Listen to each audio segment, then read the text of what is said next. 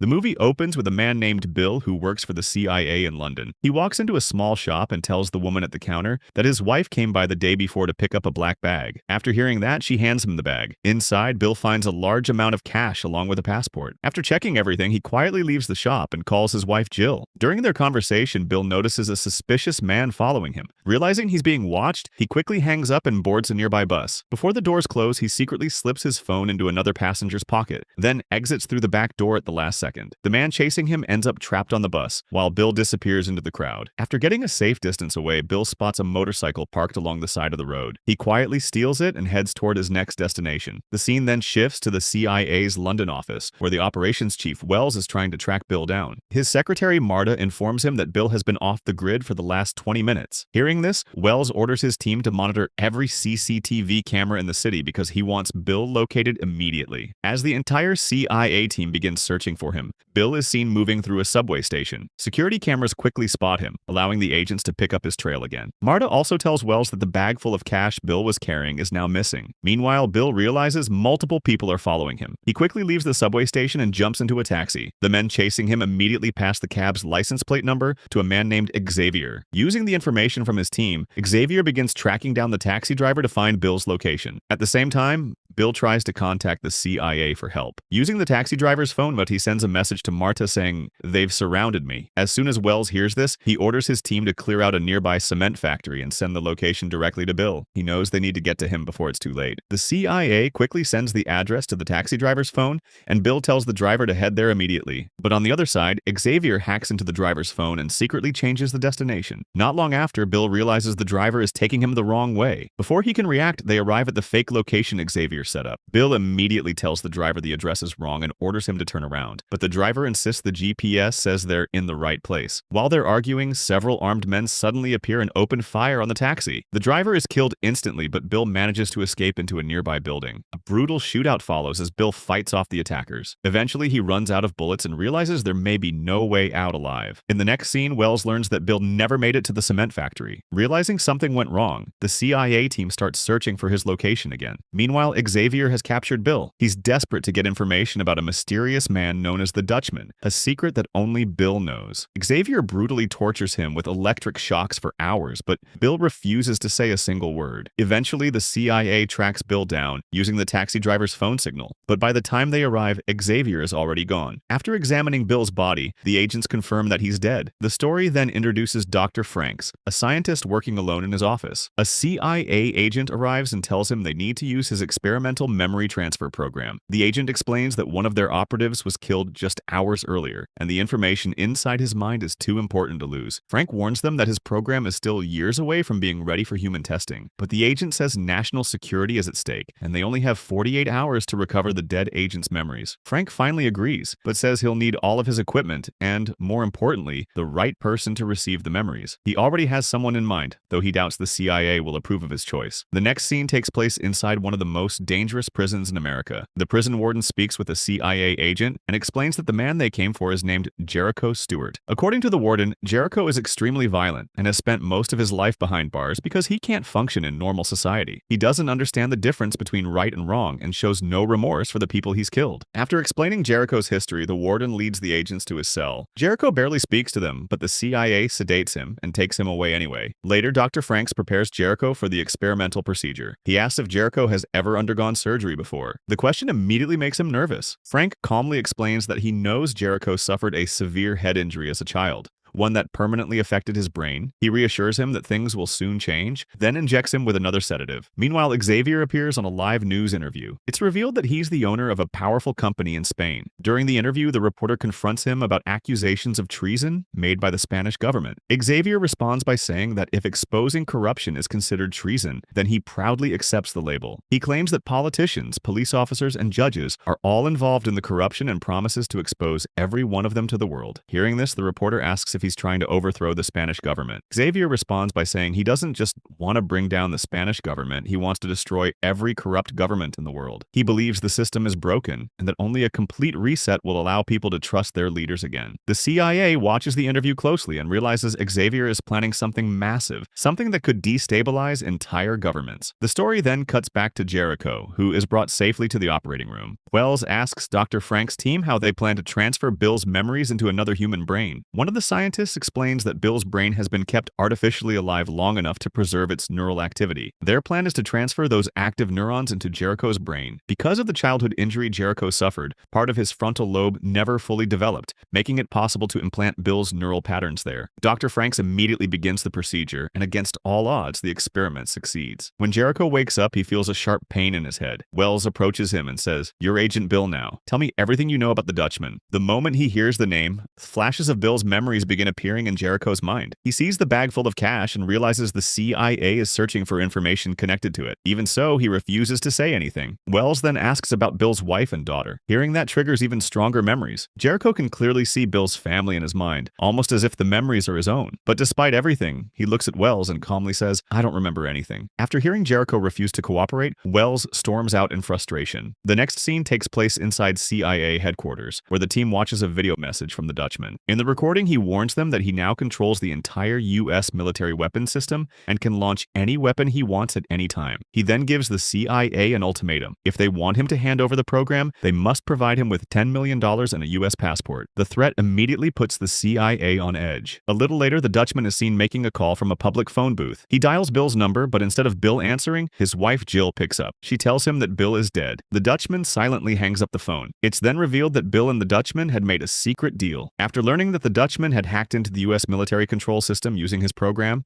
Bill approached him on behalf of the CIA. In exchange for the program, the CIA promised the Dutchman $10 million, a passport, and full protection in America. At the beginning of the movie, Bill was carrying the cash and passport to complete that deal. But before he could finish the exchange, Xavier captured him. Xavier wanted the Dutchman's program for himself, so he could seize control of the American military system and carry out his larger plan. In the next scene, Jericho is being transported back to prison by CIA agents. During the drive, he suddenly attacks them, causing the driver to lose control of the car. Moments later, the vehicle crashes. Both agents are killed in the accident, but Jericho survives. To fake his own death, he places a random bystander inside the wrecked CIA car and sets it on fire, making it look like he died in the crash as well. After escaping, Jericho stops at a restaurant to eat. Once outside, he gets into a brutal fight with a group of men and steals their van. While driving away, he's hit with a sudden wave of pain in his head. More of Bill's memories begin flooding into his mind, including the address to Bill's home. Jericho immediately heads there. Inside the house, he ties up Bill's wife Jill and initially seems ready to assault her, but then he notices a family photo sitting beside the bed. The image triggers more of Bill's memories and emotions, causing Jericho to stop himself and walk away. He then enters the daughter's room and sees her peacefully sleeping. Watching her brings back more memories from Bill's life, moments filled with love and happiness that Jericho has never experienced before. A short time later, he stands in the bathroom staring at himself in the mirror, while flashes of Bill's past continue racing through his mind. That's when he suddenly remembers the bag full of cash. Jericho returns to Jill and asks her where the bag is, but she insists she knows nothing about it. After hearing her answer, Jericho tells her not to worry because he's not going to hurt her. After calming Jill down, Jericho steals some cash and jewelry from the house and quietly leaves. The moment he's gone, Jill activates the home security alarm, which is directly connected to the CIA. The agency immediately calls the house, but Jericho answers before anyone else can. Using the correct security code, he casually tells the agent that his daughter probably pressed the alarm button by mistake. Then he hangs up. The CIA agent is stunned because Jericho somehow knew the security code and even recognized his voice. It becomes clear that Bill's memories are slowly merging with Jericho's mind. Meanwhile, the Dutchman watches a threatening video message from Xavier. In the recording, Xavier demands that the Dutchman hand over the military control program or face deadly consequences. After seeing the threat, the Dutchman quickly contacts the Russian embassy. He sends them a video claiming that the American government betrayed him and now wants him dead. In exchange for $10 million in Russian citizenship, he offers to give Russia full access to the US military control system. To prove his power, he promises to demonstrate what the program can do later that evening at 6 p.m. After watching the video, Russian officials decide they'll wait for the demonstration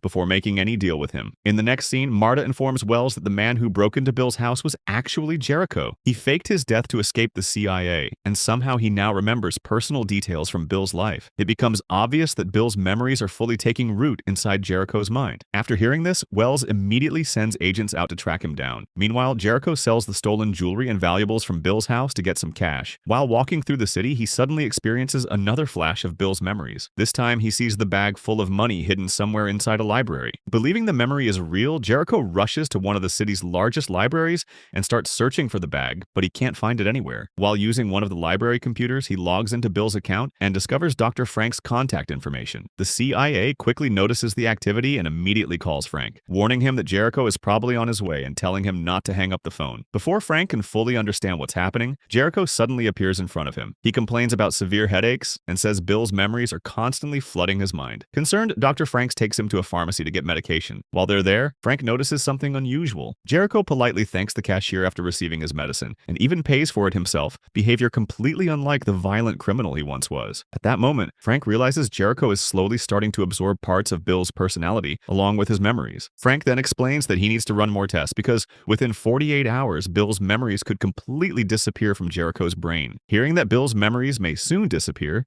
Jericho says he needs to find the bag of money before it's too late so he can finally start a new life. What he doesn't know is that Xavier has been secretly listening to the entire conversation through nearby security cameras. Realizing Jericho may lead him to the Dutchman, Xavier immediately sends his men after him. Before they can reach him, CIA agents storm the pharmacy, arrest Jericho, and take him back to headquarters. There, Wells makes him a deal. If Jericho helps the CIA find the Dutchman, he'll get the money bag and his freedom. Jericho agrees, and the two head out together to track down the Dutchman. Meanwhile, Xavier uses advanced facial manipulation software to alter airport surveillance footage, making it appear as though the Dutchman has been spotted at London Airport. While traveling, Wells receives the update from his team. Believing the Dutchman is at the airport, he immediately changes plans and orders his agents to take Jericho back to prison while he heads to the airport himself. The moment Wells leaves, Xavier's men ambush the CIA convoy and kill nearly everyone, but Jericho survives. In a desperate escape, he hijacks a car and drives it straight off a bridge into the water below. Meanwhile, after arriving at the airport, Wells discovers that the man they identified as the Dutchman was just an innocent traveler. Xavier had tricked the CIA with fake surveillance footage. At the same time, Jericho escapes the chaos and returns to Bill's house. He was injured during the attack and hides in the garage while treating the wound on his leg. That's when Jill suddenly confronts him with a gun and demands to know how he knows so much about Bill. Jericho finally tells her the truth. He explains that the CIA transferred Bill's memories into his mind in order to find a man only Bill knew, the Dutchman. Jill refuses to believe him at first, but then Jericho starts revealing deeply personal details about Bill's life, things that only Bill and Jill could possibly know. After hearing that, Jill finally realizes he's telling the truth. Meanwhile, the clock strikes 6 p.m., and the Dutchman decides to prove the power of his program. Using his hacked access to the U.S. military system, he launches an American missile and destroys it mid-air before it reaches its target. The demonstration shocks the Russian officials and convinces them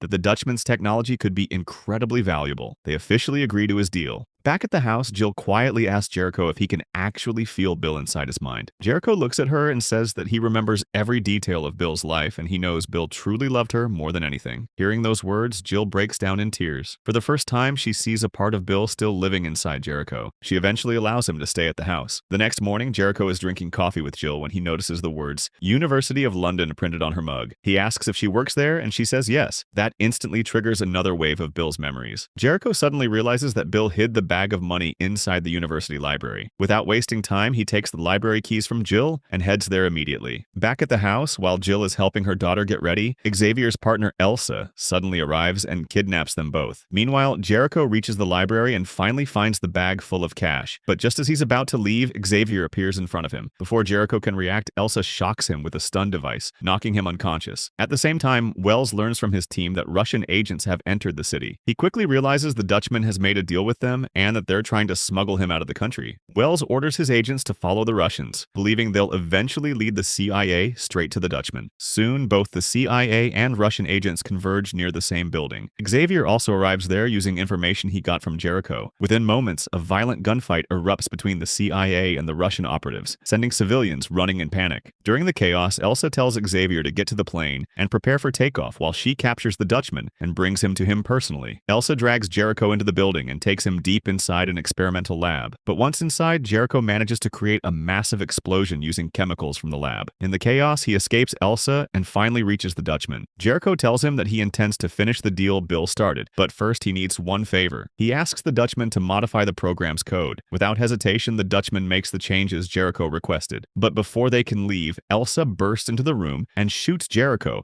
badly wounding him. She then forces the Dutchman to hand over the flash drive containing the program. The moment she gets it, she shoots and kills him. But just as Elsa is about to leave, Jericho gets back to his feet and strikes her with a brutal blow to the head, killing her instantly. Bleeding heavily, Jericho grabs the flash drive, escapes the building, and disappears in an ambulance. Meanwhile, Xavier is still waiting for Elsa to arrive. Instead, he receives a call from Jericho. Jericho tells him that things have changed because he now has the flash drive. Xavier calmly responds that if Jericho wants to see Jill and her daughter alive again, he needs to bring the drive to his location immediately. Hearing that, Jericho realizes Jill and her daughter have been kidnapped. He has no choice but to agree. A short time later, Wells contacts Jericho and desperately warns him not to hand over the flash drive. He explains that if Xavier gets control of the program, it could lead to global destruction. But Jericho refuses to listen. He says Jill and her daughter are the only people who matter to him now, and he's willing to do anything to save them. Then he hangs up the phone. A short time later, Jericho arrives at Xavier's location and fights his way through everyone guarding the place,